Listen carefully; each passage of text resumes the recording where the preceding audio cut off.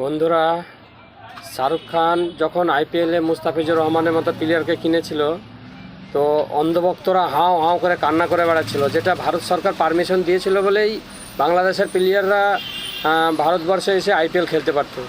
কিন্তু আজ যখন শাহরুখ খান দুবাইয়ের জেল থেকে এক হিন্দু ভাই আমার দীপক, তাকে যখন বাঁচিয়ে নিয়ে আসলো, ছাড়িয়ে নিয়ে আসলো, এখন অন্ধভক্তরা একদম চুপ, আর কোনো কথা নাই, মুখে মনে হচ্ছে গোবর ঢুকে গেছে।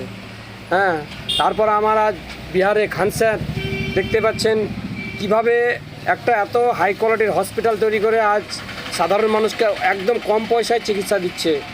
হ্যাঁ, তো উনি একজন মুসলমান, কিন্তু এদেরকে নিয়ে অন্ধভক্তদের কোনো গল্প নেই, কোনো কিছু নাই, হয়তো তারা চুপচাপ করে চিকিৎসাও করাচ্ছে, হ্যাঁ, কম পয়সায়।